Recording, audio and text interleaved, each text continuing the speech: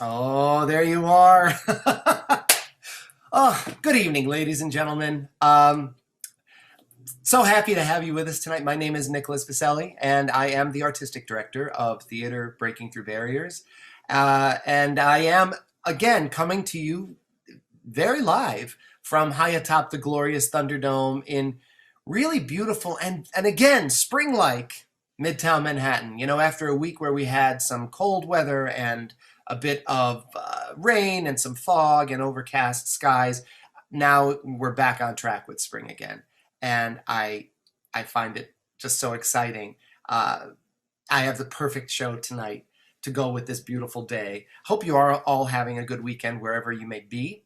Um, uh, we have had a really wonderful week, and we've had such a great variety of plays, and you've gotten to see so many outstanding artists, outstanding performances. And oh, tonight is just another one of those grand finale nights, you guys. And it's not even the grand finale. That's the best part. Um, Tonight's play was written by a playwright that I have to tell you, I'm so thrilled and honored to be working with him. And again, we only met virtually, but you've seen his work in several of our intensives, and you got to see him direct earlier in this intensive. Khalil LeSaldo. Tonight's play, oh my goodness, is a brilliant piece. It is entitled Careful. It was it was directed by, again, the brilliant Richard Rose. And we have this, I keep saying the word stellar. What else? What other superlatives can I use? Superlative cast. How's that?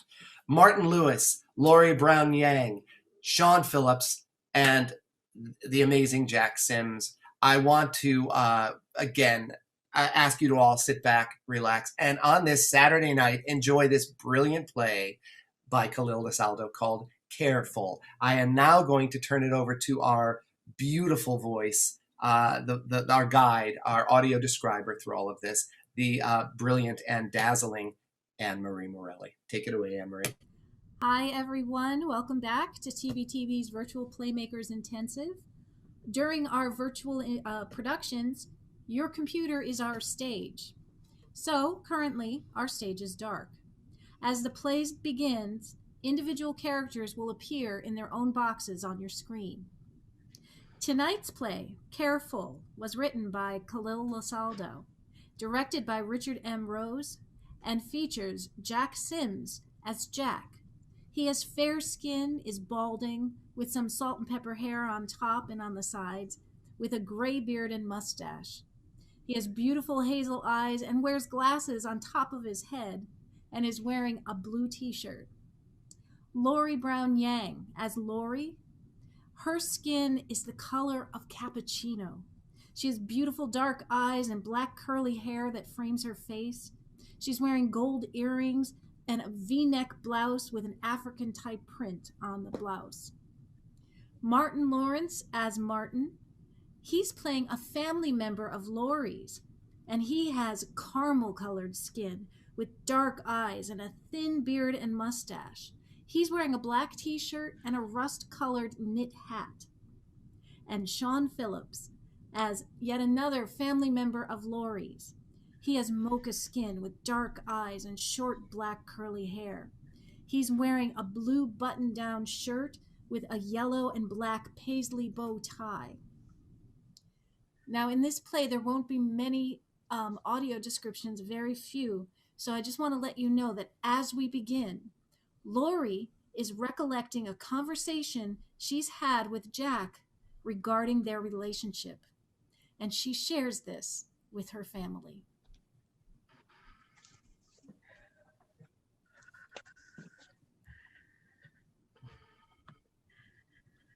Hey, Hey, how are you?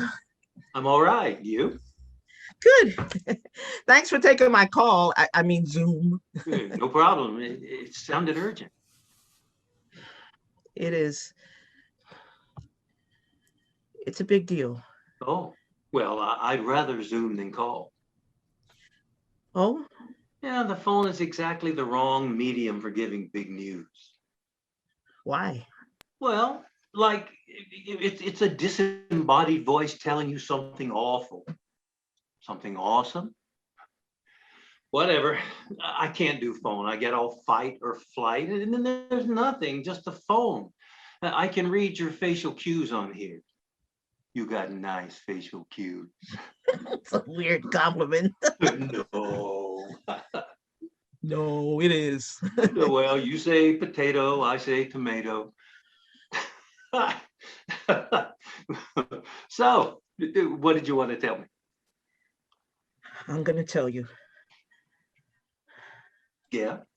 What? No, I was just saying it for myself. Whew, it never gets easier. Well, we got pizza last weekend, and you didn't want to say it then? No, it wasn't time. Besides, you paid, and I didn't want to be a bother. Uh, well, I would rather have known then. Well, I didn't want to tell you then. Okay. I'm telling you now. But is this that big? No. Yes. Look, I really like you. And I think it's good to get stuff out up front. I don't want to get 3 months in and we find some big, terrible deal breaker and we've lost time. Life's too short. Doesn't matter who you are. Life's too short. Yeah, okay. I can appreciate that. Thank you. You're welcome. I don't know why I said you're welcome. It makes no sense. It's all right. Well, you're all right. Tell me, what's up? Okay. Well, Jack, there's no easy way to say this. There's human and then there's not. Whatever. Here goes. I'm a goblin. What? I'm a goblin. I'm a goblin that looks like a human being. What? I am a goblin.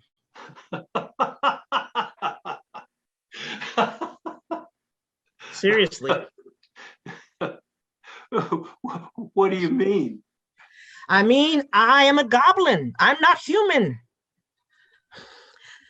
I'm descended from the Griphook clan, which came to the surface in 1936. Wait. What? You did a whole backstory? Jack, I'm trying to be real with you here. Oh, God, no way. You're being ridiculous. Can you be quiet for a second? And can you breathe?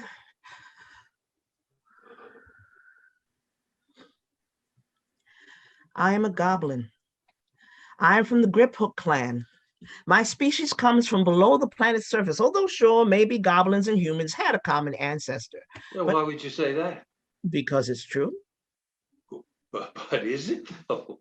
I mean, I'm a pretty accepting person, but You can't say but after that and it still be true. well, in a case like this though, I mean, can't I? I've never heard of this before. I mean, anything else you wanted to say right here, that was a thing, a real thing, I'd accept wholeheartedly. But a goblin? But this is a joke. April Fool's joke? It's not a joke. This is real. Are you insane? You aren't the first relationship that didn't make it past this, Jack. No, wait, what? I mean, I know it's a tough sell, tough ask. That's why I'm being so patient right now, but I am a goblin. I don't like to hide it in my personal life. Oh, what do goblins do? What do goblins do? I mean, what's their thing? Do they do they say riddles under bridges? That's trolls, made up trolls. Well, what do goblins do then? Well, We can possess people, Oh, come but we on. don't do it. We don't use our powers, not without consent. We live longer than humans. You do. Yeah, 110, 115. There aren't too many of us, but we exist. We don't want a big footprint. We don't imprison anybody. We don't dye our hats with human blood. Is is that something goblins used to do? Red caps, yeah, some of them. That's awful. I said some of them. Well, still. And humans have not caused an ounce of harm anywhere at any time during their short dominion on this planet. Touche. Touche indeed. You're really asking me to believe this? Yes. Well, how is this not something we know about? We? Humans. Who would believe you? so, so you can see why this is so hard. I mean, I straight up don't believe you, which sucks. Look, I really like you. Liked you. And now you're insane. I'm not insane. I mean, come on. I mean, this is it, right? You could have just dumped me. I'm not dumping you. No? No, no, you are making me dump you. I'm not. I'm telling you this because I want to be with you. You do. Yeah, I'm in. And if you're out, then I want you to be out. I want you to have all the information you need to make your decisions. But if you're in, I am in. Everybody has their bombshell. This is mine. This is your bombshell. Yeah. There's nothing else? Nothing else crazy? No, You're not in debt or anything. I do all right. Huh? I'm comfortable. So you're not in debt then? Yeah, no, goblins, we're weird about money. Oh, I thought that was just a you thing. Yeah, no, goblins, money. That's part of why you buying the pizza had me like, and shiny stuff in general. Yeah, I mean, like shiny stuff, and we're a little territorial. Territorial? Well, hell, me too. I mean, my last partner could not enter my office. And I can get with that. I'd feel the same way. Right? I just couldn't focus. It was the worst. I spent all my time being nervous, like, get out. God, I know. If it was me, I would have totally just eaten their skin. What? Kidding. So, recap. You are telling me that you are a goblin, you live a little long, and that you can possess people, but you don't do it. And all you want for us to keep on dating is for me to say that I believe you. No, I want you to believe me, to trust me. Oh, okay, you want me to trust you. Mm. Although, functionally, there is no difference between me saying that I believe this and me really, really believing it. People who give lip service to ideals they falsely believe will not defend those ideals if they're challenged. I want you to defend me, be my ally. Not that this is even something I want other people to know about. And so don't slag me off about it behind my back. Oh, okay. But you wouldn't know what's in my heart or anything. What a poisonous question. No, I don't think so. Look, my heart is still confused about this. I mean, my brain's trying to figure this out while my heart feels this way. I mean, if I say, okay, I believe you, you're a goblin, then we go on bringing our hearts together. But Will you know my heart about this? Oh no, Is that a goblin power? I'll know. So all you're asking me to do is to say that I believe you and help you with this. And really believe it. Yes.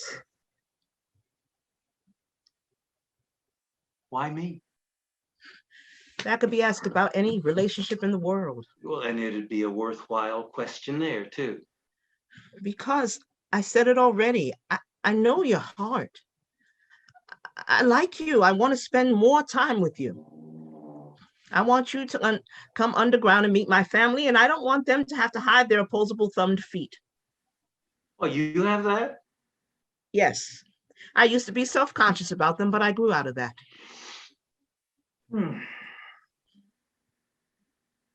Underground. Yeah.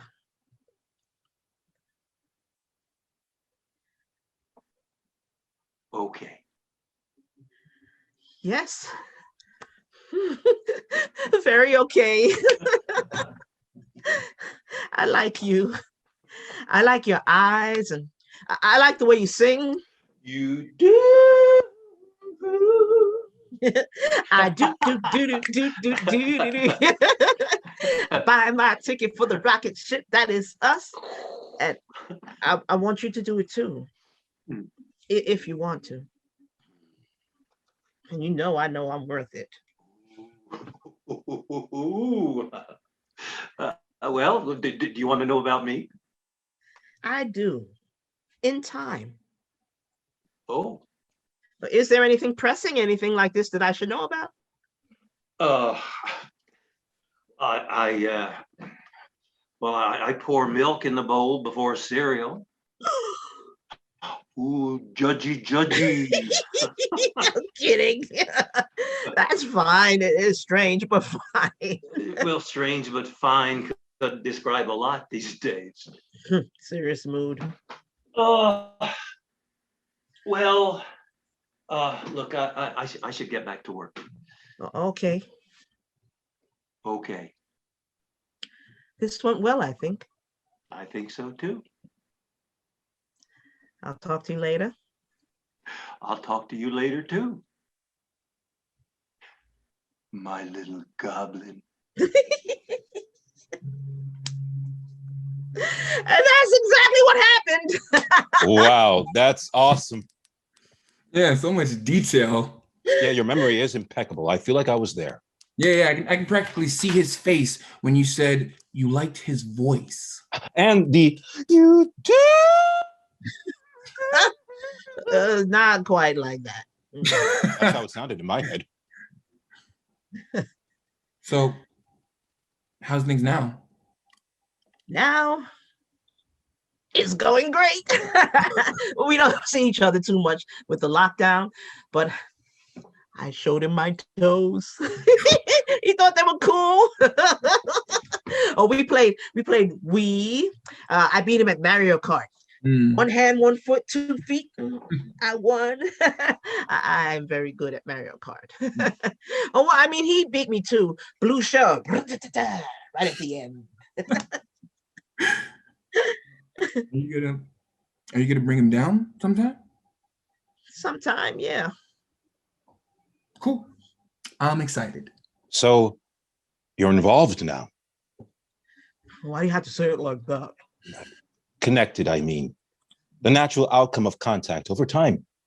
Lives like vines threading together over the soil, up the tree, toward the sun. Where does it go? Like, what's the end game? It's open. Wide open. I like him. I'll keep getting to know him. I'm just going to put in the hours in. That's love, right? Figuring it out. Man, I saw a human for a while. It was good. He was cool. But I couldn't tell. Why? He wasn't ready. I wasn't ready. It's hard being a goblin in a human world. I loved him though. I think I did. But whenever I was with him, it was like I was seeing the world through glass, like thick, frosty glass, and I would move a little slower too, like I was in a spacesuit or glasses. Now I'm hungry. What are you drinking, Martin? Sprague? Now I want Sprague. Damn you and your molasses talk. Sean goes to get Sprague. I didn't mean for that to be like some kind of failed relationship advice story. That's like a watch out or anything. If that's how it came across. It didn't. Or if it did, it doesn't matter. I'm good. I'm ready for this. I am ready to love again. Good. Are you good? Sean returns. So, Lori, if you... Wait, am I coming back in the middle of something? No. I'm good, Lori. Thanks. Okay. If, it works, will you try for half-goblin children? The prophecy. Yeah. I don't know. I mean, yes is the answer. If this man is who he reads to me as, I would like to see him live on in others, in children. But it's hard to think of the load they bear, To bring goblin and human into a shared global understanding. Can that happen right now? You want thoughts on it? Sure. Maybe it would be easier now more than ever. Like okay. So we might be in a world with these divisive, false information systems, right? Post-truth. What? Post-truth. I read somewhere. We might be in a post-truth society. Not that it's anything good, but there's no ground. It's all floating around, bumping into each other. Keep me on the ground, man. No thanks. Okay. Yeah. That's what I mean. We might be in a post-truth, but I think we're better now, more than we've ever been before. I dated Paul in the 60s, and it was accepting then, but way more now. I mean, like it felt like I had just a pocket of acceptance in a galaxy of intolerance. Now it's the other way around, Yeah. Yeah. I've had my own experiences with humans that were anti-goblin. Plus, there's a whole human-y reason that some of them don't like me. Whatever.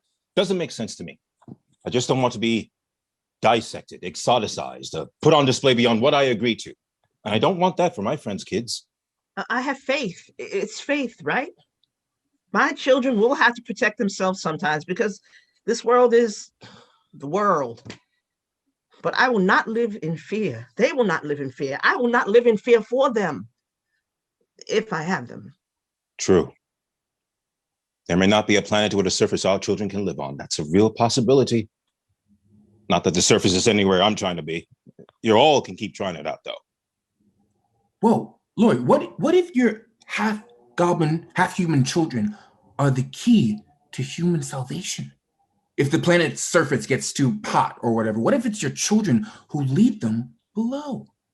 Teach them to farm potatoes from underneath. Save them? That's what I'm talking about. It's faith. But that's far future. I'm thinking about near future. I want a lifetime of little joys, and I'm prepared for the little and the not so little sadnesses. But I want that. Lori? What's Think so, in Jack? front of me? Lori. My sweet little goblet. Lori. Huh?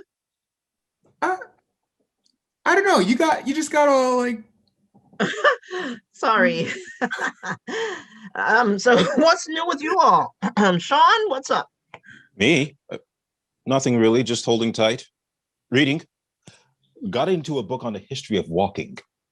What? Sounds boring. It's more interesting than it sounds. Wrote a little song. Can we hear it? Buy my album. No, no. It's as I get older,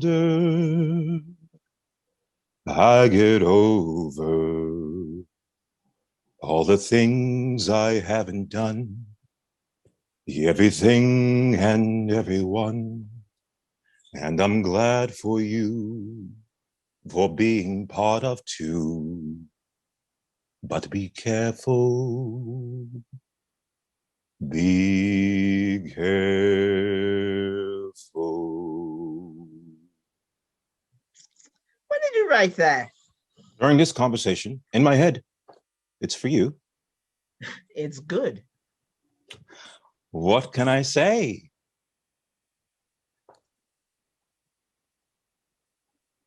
Are you gonna say something? I did. I said, what can I say? Yeah, no. I just normally people say something after that. Lori, you found someone, and that's wonderful. I hope you keep building that bridge and keep that song with you. Love freely and stay safe. You too. Nice voice. All right. I'm going to go. Okay. See you later, Lori. Martin. Bye, Sean. I guess I'll go too. Okay. You good? Yeah, I'm good. I'm good. It's wise advice from someone who thinks different than me. It's just I think I love Jack. He's not going to hear it for a while. But I'm grateful to hear what Sean had to say. Okay. Are you good?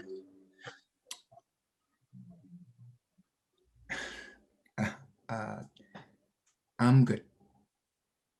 Still good. I'll talk to you later, Lori. You too. It's good to catch up.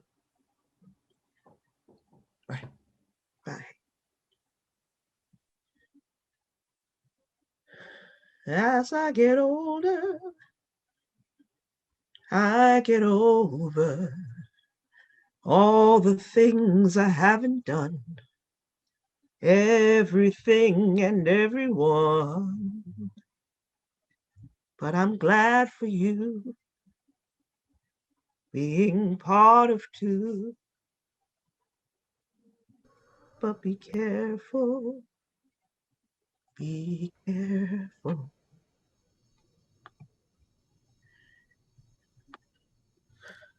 End of play.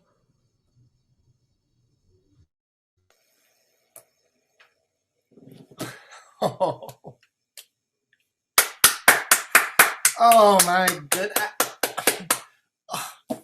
You see, you guys, oh my God, I'm so happy. Come on out, everyone, please. Oh my God, Sean Phillips. Oh, Khalil LeSaldo, author, Martin Lewis, Jack Sims, Lori Brown, Niang. All right, wait a second, where's our director? There he is, the great Richard M. Rose. Oh. Thank you guys. You guys were fun. I love this play so much. It's funny. It does everything. It's such a great play because it just hits all the right notes. It's funny. It's warm. It's touching. It's poignant, and it has such a great message. Thank you so much for giving us this gift tonight, all of you. It's just such an honor to work with all of you, and I just love what how you created this. It's just so great. So of course I have to start by asking. I have to start with our playwright Khalil. Khalil, yes, you, you. I feel so blessed to know you, and I think that we all are so happy and honored to work with you. I think I love your voice. and you're and it is such a gentle yet firm voice. It's like a hand that reaches out and guides you, you know. And that to me is, there's something very beautiful and gentle with that, and yet this play holds so much.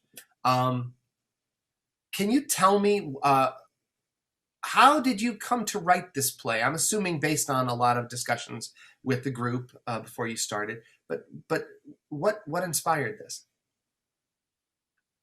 Yeah, I think the tenor of what came spawned from the meeting. I think it was that morning that we all met. I mean, before we all met. I kind of woken up with a memory of a childhood friend who was, I think as a joke, like was coming out as a goblin to us. And yeah, like I think most mornings I wake up with a different song in my head, or like a this or that, but that was just like a kind of kernel that was, that grew into a beautiful ear of corn full of many kernels themselves, fertilized by these artists with fertility. Okay, I think that I think that's a sufficient answer. I would have loved to have been in the room for the discussion. I guess that makes it so fascinating. What I love about, again, you've heard this throughout the week. What I love about this intensive, the way we've been doing it lately, is the pairing of the groups. How it all happens is all done very, very randomly, and I love that because it's sort of like a little surprise for everyone. No one really knows, and it could it could fail miserably. But the fact of the matter is, it hasn't, and it doesn't, because I think everybody that is part of this, everyone is very committed, and everyone approaches it with sort of the same kind of interest and passion, and everyone knows they have a vested interest in the work, and that they are all that you're all equal shareholders in this work. But yeah, Richard, do you remember what you guys talked about during this early conversation? I don't. I honestly don't. I honestly don't. But I do remember when we first read it. When I got the script, we first read it. Our cast here is very busy, and it was kind of hard for us to sort of puzzle together rehearsal time, although we had a lot of good rehearsal time, which was really, really great. But in the beginning, there were some fits and starts. And I remember the first time we read it, it read very lovely. And Khalil and I sort of texted each other a few words afterwards, you know. But it was kind of interesting because right from day one, I knew that I had an extraordinarily talented cast. And I knew that they could really put a beautiful shape to this play. It was, I don't want to say it was not one note the first couple of times we read it, because it really wasn't. They were giving a lot of nuances, but the shape of it. And let me tell you, I never had to give anyone more than a 5 or 10 word note, and boom, they just went with it. And all the fun, wonderful things that they brought in, Sean constantly bringing things in, broke us up constantly.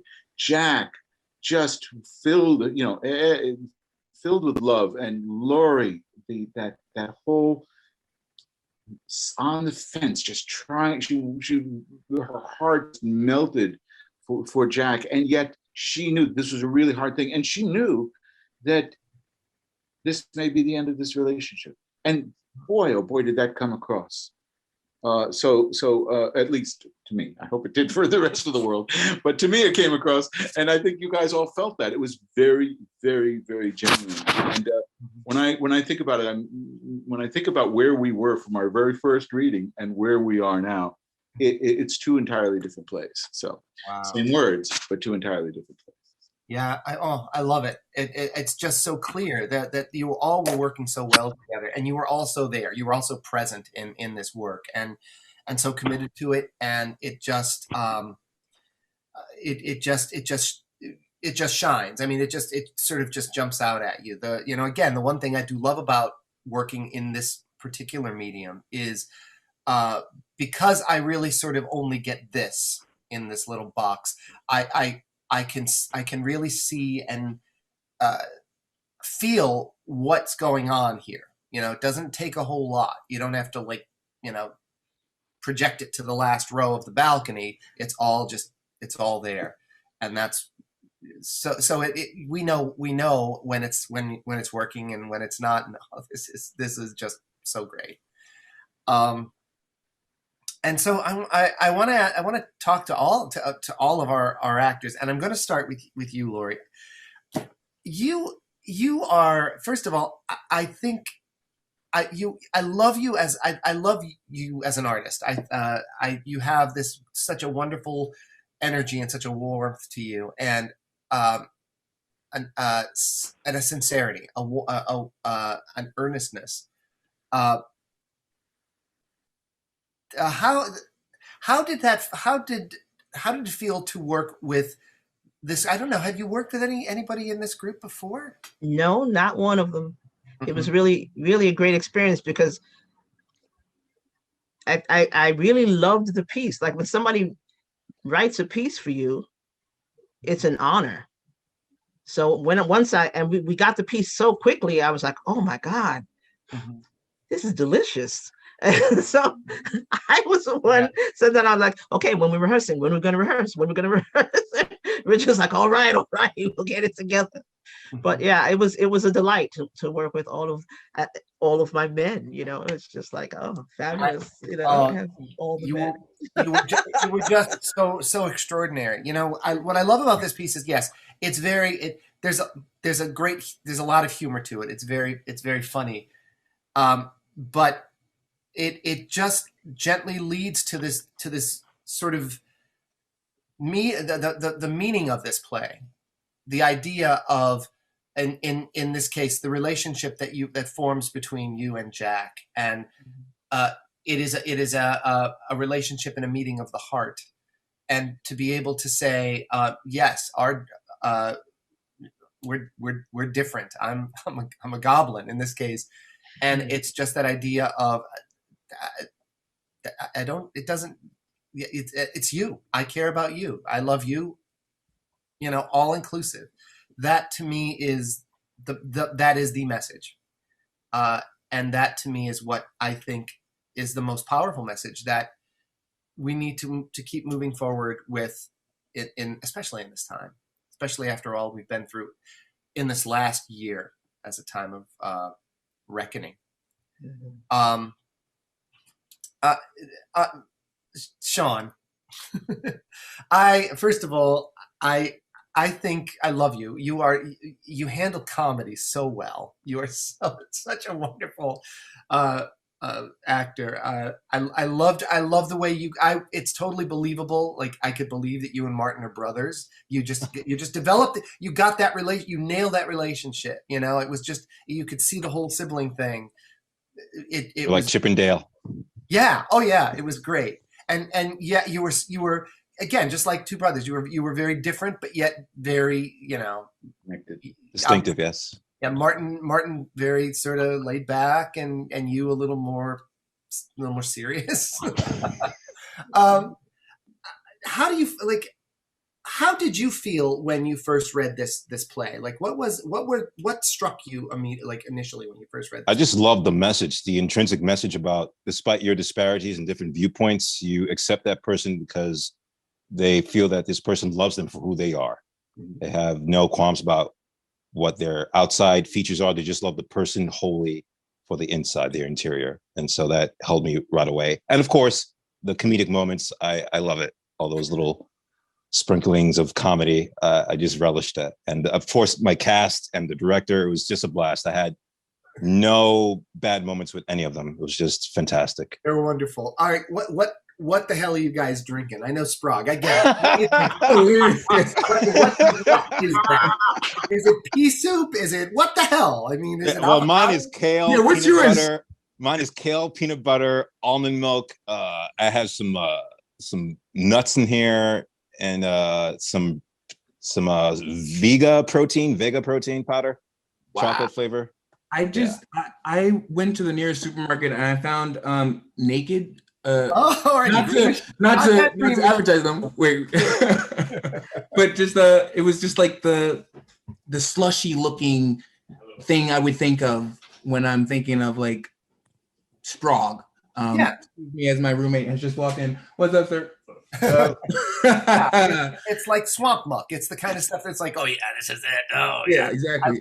So good. And I wanted to further like go into like something I love about this play is the relationships. You know, of course we have Laurie and Jack, but there's also Laurie and Sean, and Laurie and Martin and Sean, and I kind of just it makes me think of why I got into theater.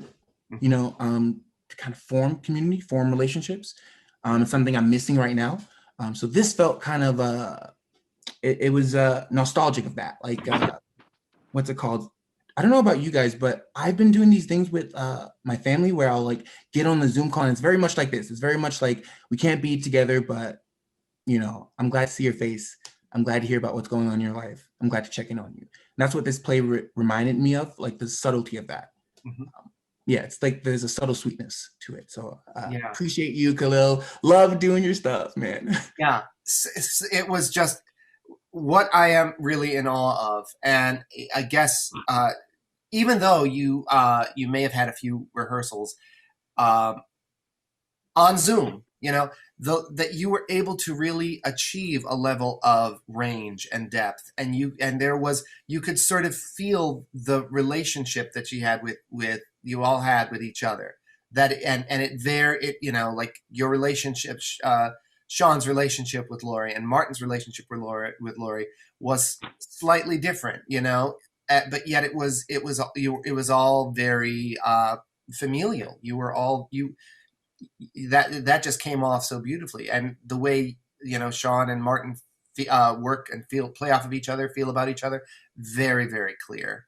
And Laurie's expertise in being able to also show a just as warm a relationship, and yet a very cleanly, distinctly relationship with Jack. Yeah. So there was warmth coming from Laurie to every one of them, and every one of them had warmth going to each other. It was how I envisioned this, but as we discussed it, they just everybody just took off with it and really, really worked hard to get that. And there's no question, it comes out very, very cleanly, very clearly. Yeah, brilliant work, everybody. It really is. It was just such amazing work from all of you. But now I have to ask Jack. Jack, you just one of the things I am always struck by in all of the work that I've seen you do is just this. You have this energy that is so like when you're in the room, I just feel everything's all right. There's you able to put everyone. You give off this sense of, again, love, acceptance, warmth, and caring that everyone sort of, it's like you sort of are like this warm blanket, and it's just what you exude. And I hope you take that in the intention that I'm trying to share it. That's a gift to be able to exude that. How did it feel? Like I'm really curious as to how you were able to build this relationship so quickly with Laurie in such a short period of time. Well, she was a very engaging person to work with. She seemed so very open. And to be perfectly honest, watching the rest of the rehearsal, watching the way that the other actors conducted themselves with each other helped. It helped. It helped to create that sense in my relationship with her. Mhm. But it's I think there was on my part, and I think on her part, there was a very early acceptance of each other. There was no there wasn't much getting used to it. We just seemed to be able to talk to each other pretty early on. It was very nice. The chemistry that you two created was just so perfect. I bought it. I buy that you guys are in a relationship with each other. I buy that. It's just all there. And I'm not, and it's not just me. I'm sorry. I was sort of monitoring a lot of the comments that were going up on YouTube as this was going on, and everybody will agree. Everyone just felt that it was just that palpable, which was lovely, so lovely. You also all have such beautiful voices. In our last, the last play that you wrote for us, Khalil. Well, no, was it the last one, or it might have been the first one? You had a song. It was the first one you wrote for us that you added in. So you are a musician, but the songs that you write are it's so beautiful. Where did this idea come from? Like, how did you create this tune, this melody that sort of hangs with you and you get to take it home with you? Yeah, I think that music hits a little different. So it's another way to sneak in an idea through the back door. I don't remember where the tune came from, but what I'll do is I'll like write out the lyrics and then have like a link to a sample melody in case that's something that people want to use. But like creating opportunities sort of wherever possible for like actors to bring their own imaginations to things and to feel ownership of the space in between the lines and get their fingerprints on it. So, and I think that was beautifully done here. Yeah. Yeah. Beautifully done and beautifully written. I've been really and I guess we do this a lot, but I always, when I'm directing a play, I oftentimes think of it in like as a musical piece, because you hear all the different voices and all the different ranges and the different and how the lines interplay with each other. It becomes like a piece of music. I know Richard also does this a lot. But to be able to have some sort of music at the end or somewhere in the middle that sort of it sort of haunts you in a different way, and it stays in it goes in a different way. So I find it just amazing. I don't know. I don't want to keep saying how superlative the show was. I can't really say much more about it other than I just loved it, and I thought that I loved the messages behind it. The reason why I asked for this play, why I chose for this play to come towards the end of this intensive, was last week we began with 3 comedies, which were all wonderful, and it was a great way to ramp up through the week because we had a lot of different styles. And I wanted to end this festival with a spirit of love and a spirit of understanding and a spirit that because I feel that is the legacy of what has happened before us and what we must use to dispel all the negatives, all the hate. And you guys have just nailed it. It was so beautiful. Do you have any final thoughts, Richard? Is there anything that you would? No, you I couldn't have said it more perfectly. So thank you. And thank you, everybody. You guys it was such a blast to work with you. Yeah, you are so extraordinary, all of you. And I love working with you. I love you elevate this company's work and mission. You make us all better, and I want to continue working with all of you again and again. Like, our next intensive is going to come up in May and June, and obviously the goal is to keep creating more work and being able to pull you in. So I hope that you will continue working with us and sharing, spreading your gifts, because you are all so gifted. Thank you.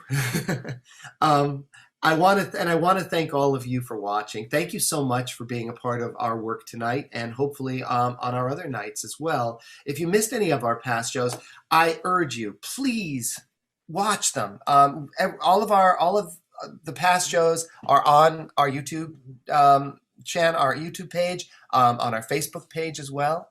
You can see everything. We have one more night to go. And we have another show in about 10 minutes. So I hope that you'll use this time to tell your families, tell your friends, call people up and just say, hey, go to YouTube, tonight, 10 minutes, and you can see this wonderful, wonderful play. And, just keep sort of spreading the word. If you really like our work, go to our website, tvtv.org. You can see everything that we've been up to and everything that we're planning. And if you really love our work and you would like to partner with us, just click the donate button on the top of the page. If you donate to us, we look at that as being a partnership. It's not just a donation where you're giving a nonprofit theater a little cash or a little whatever. It's an investment. Well, I want to thank all of you, most importantly, just for being here and for sharing in our work. That's the most important thing. Tomorrow, we reach the conclusion of VPI 4. I can't believe it. It went by so quickly. Tomorrow night's play, I think, it's another wonderful play written by the magnificent Caroline Aaron. The play is called Lost and Found. It was directed by yours truly, and we have an incredible cast: John Martin McDonough, Ben Rausch, Samantha Debicki, and John Paul Niang, who happens to be Laurie's son. And again, it's so amazing. So I hope that you will tune in 7:30 right here on YouTube and 8:30 on the other channel. Ladies and gentlemen, thank you all so much for being with us tonight. Have a great evening, and join us on Facebook, and we will definitely see you tomorrow.